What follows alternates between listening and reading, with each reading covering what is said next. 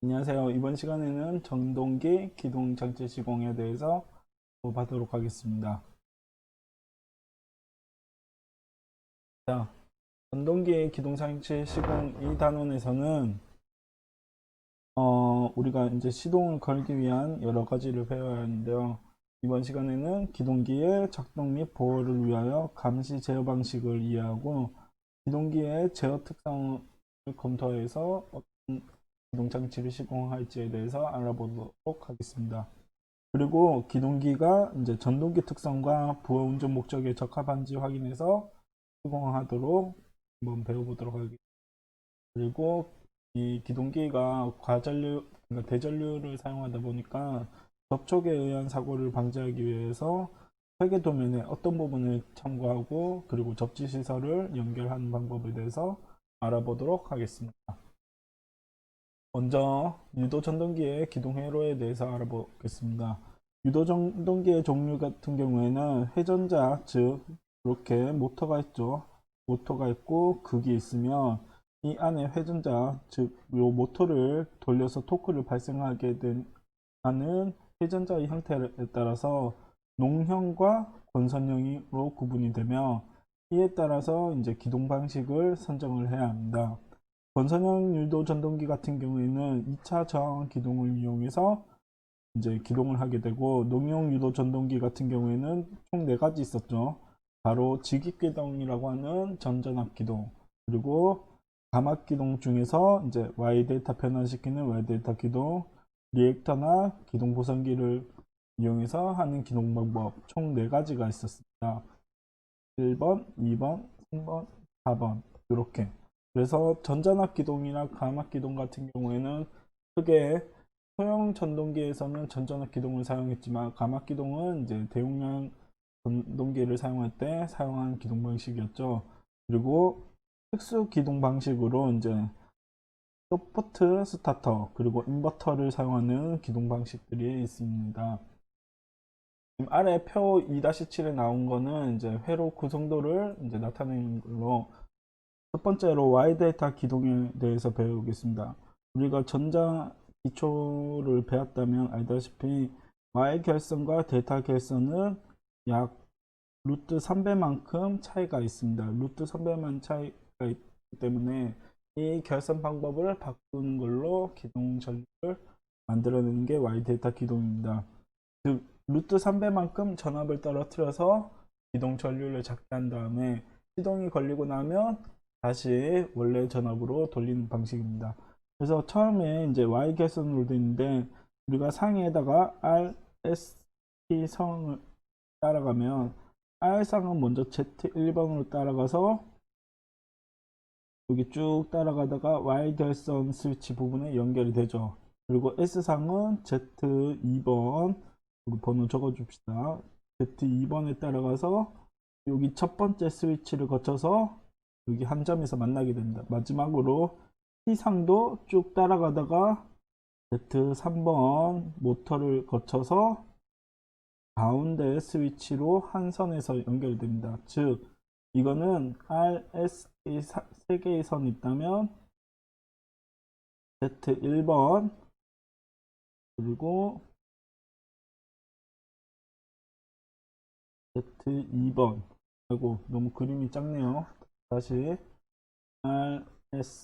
RST로 하면 처음에 Z1번 그리고 밑으로 내려 봅시다. 한 점에서 만나죠. Z2번 그리고 쭉 돌아서 Z3번 이렇게 해서 Y자를 지금 거꾸로 놓은 것 같지만 Y자 모형으로 결선이 되어 있습니다. 그리고 이게 여기서 봤을 때 우리가 IM이라고 하죠. 모터의 역할을 하게 되는데 이렇게 돌아가기에는 기동 전류가 안 만들어지기 때문에 이거를 데이터 결선으로 잠깐 변환했다가 돌아가게 됩니다. 그래서 이걸 어떻게 하냐, 우리가 여기 선을 지어보면 여기 결선 부분에 스위치 1번, 2번, 3번이 보이나요? 이거를 기동할 때만 델타 결선으로 이동을 시켜서 기동 전류를 만들어내게 됩니다.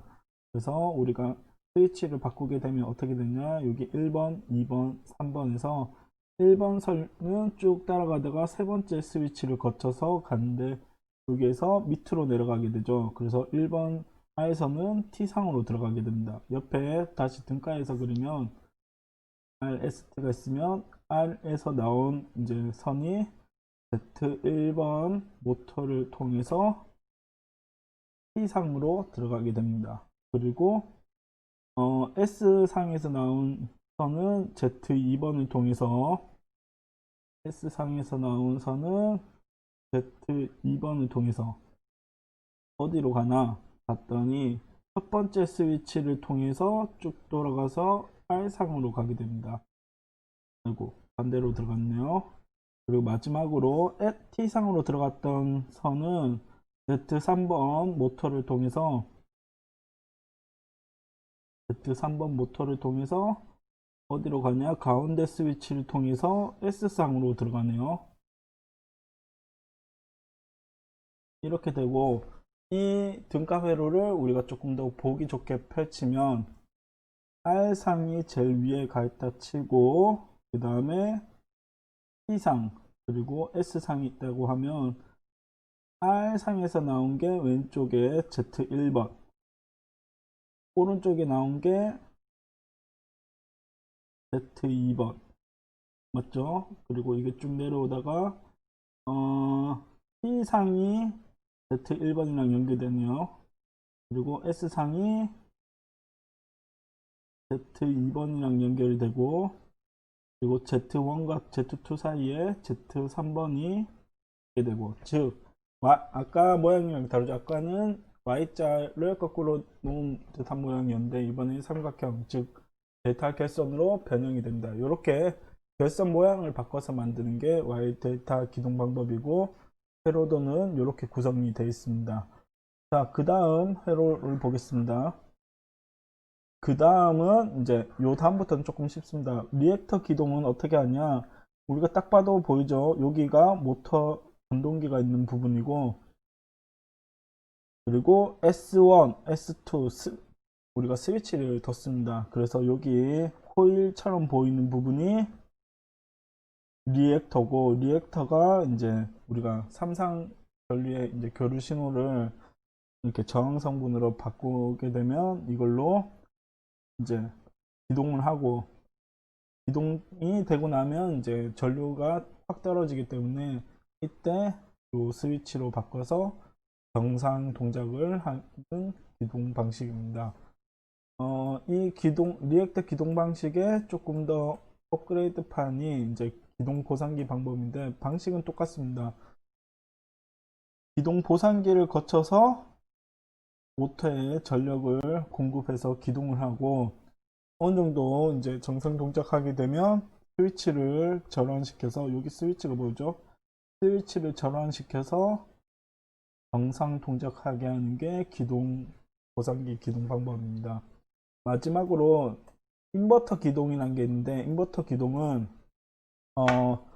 교류 전원을 집어넣어서 이제 모터를 동작을 시키는데 어떻게 하냐 처음으로 이제 컨버터브로 AC의 전원을 DC로 바꿔줍니다. 즉 교류를 직류로 바꾼 다음에 이제 평화회로부에서 DC에서 이제 그 교류로 넘어올 때 이제 좀 부적합한 신호를 다 잘라내겠죠. 그래서 평탄화 시키고 그리고 다시 인버터부에서 직류에서 교류로 바꾸게 됩니다.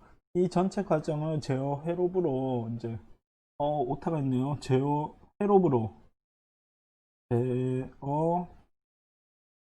회로부로 조정을 해서 이제 실제 모터를 동작을 시키는데 이렇게 인버터 컨버터로 이제 교류 직류 다시 직류에서 교류로 변동을 시켜서 이제 기동하는 방식이 인버터 기동 방법입니다. 이렇게 네 가지 유도 전동기의 기동 방법을 알아봤고 이런 이제 동력 설비를 할 때 접지 공사에 대해서 알아보는데요. 동력 설비 공사에서 이제 접지 공사는 전기 설비의 보안과 관련해서 매우 중요한 시설입니다. 즉, 진학 사고에 대해서 선로나 기기를 보호하고, 그리고 기기 절연물 안에 열화, 즉 누설 전류 때문에 열이 발생해서 열로 이제 손상 가는 거나 아니면 기타 기기 손상 등의 누설 전류로 인한 이제 사람들의 감전 방지를 위해서 반드시 시공해야 하는 부분입니다. 그래서 자격증으로는 전기 기사라는 자격증이 있고 2016년도부터인가요? 그때부터 2004년도부터인가 전기공사 기사라는 자격증을 신설해서 해당 부분이 이제 안전하게 시공되어질 수 있도록 많이 노력하고 있습니다. 다시 돌아서 전동기에 절연이 이제 저하되거나 누전되는 경우 이제 사람이 누전 지점, 즉 전기가 흐르는 부분에 접촉되었을 때 누설 전류가 인체를 통과해서 감전되어 부상이나 사망에 이르는 위험에 있습니다. 이때 감전 예방을 위해서 전동기의 철받침대, 전동기 밑에 이제 철받침대나 금속성 외암의 안전을 위해서 이제 전압 구분에 맞는 이제 접지 공사를 해야 합니다. 이거에 대해서 내용이 있습니다. 그래서 반드시 접지 공사를 하는데 접지 공사는 이제 그냥 하는 게 아니라 이게 기구의 구분에 따라서 이제 총 4가지로 나누는데 크게 먼저 살펴보면 제1종 있고요. 그리고 제2종, 제3종 있습니다. 총 4가지인데 하나는 뭘까요? 바로 특별 제3종이 있습니다. 요 4가지로 구분이 됩니다. 그래서 접지공사의 종류에 따라서 먼저 제3종 접지공사 같은 경우에는 400V 미만의 저압용 기구로 사용할 때 제3종 접지공사가 필요하고 400V 이상일 경우에는 특별 제3종 접지공사의 규정에 맞게 이제 사용하면 됩니다. 그리고 고압용 또는 특고압용 기구를 이용할 때는 반드시 제1종 접지공사의 규정에 맞게 접지공사를 시행하면 됩니다. 이 접지공사를 할 때 접지 저항의 크기가 중요한데 접지공사는 이제 어느 법에 저촉을 받냐 전기 설비 기술 기준에 의해서 이제 분류가 되고 제1종, 제2종, 제3종, 특별 제3종 접지공사로 분류된다고 합니다. 그래서 요 규정 안에 보면 접지선의 굵기, 접지봉의 매설 깊이, 시설 방법 등 각종 접지공사의 세부 항목을 기재해 두고 있답니다.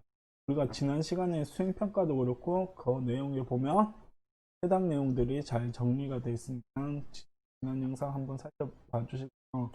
이때 접지 공사할 때 접지 저항 크기를 한번 살펴보면 제1종 특고압이라고 있죠. 이때는 접지 저항 크기가 10옴 이하가 되면 됩니다. 그리고 제2종 접지 공사 같은 경우에는 변압기의 고압 측 그리고 또는 특고압 측의 전로의 일선 지락 전류가 암페어 수로 150을 나눈 값과 같은 크기랍니다. 즉 이렇게 변압기가 있죠. 보통 왼쪽 입력되는 부분이 고압이거나 특고압이고 2차 측이 저압이 되게 되는데 이때 1차에 지락 전류 IG라고 합시다. 이렇게 지락 전류가 있으면 이 지락 전류를 150으로 나눈 값이 접지 저항의 크기가 된다고 합니다. 그래서 변압기의 고압 측 전로 또는 사용 전압이 15,000V 35kV죠. 35kV 이하의 특별 고압 측 전로가 저압 측 전로에 혼축하여 저압 측 전로의 대지 전압이 150V 즉 지상으로부터 변압기까지의 전압이 150V를 넘는 경우에는 다음에 이제 값을 이제 일선 지락 전류의 암페어 수로 나눈 값을 같은 옴수로 이제 계산해서 사용한답니다. 그래서 시간으로 구분이 되는데 1초에서 2초 이하에 이제 자동적으로 이제 고압 전로 또는 사용 전압이 35kV, 35kV 이하의 고압 전로를 차단하는 장치를 설치하는 경우에는 얼마? 300옴. 그리고 1초 이내, 1초 이내에 35kV 이하의 이제 특고압 전로를 차단하는 장치를 차단하는 경우에는 600옴 이하를 사용하면 된답니다. 이렇게 제2종 접지 공사는 접지 저항 크기가 구분이 되니까 반드시 참고해서 하고, 마지막으로 제3종 접지 공사는 100옴, 특별 제3종 접지 공사는 10옴 이하의 저항을 사용하면 된다고 합니다. 여기까지 이론 내용이었고, 다음 시간에는 실제 수행 내용을 살펴보면서 우리가 내용을 조금 더 구체적으로 알아보도록. 여기까지입니다. 이상 빠이.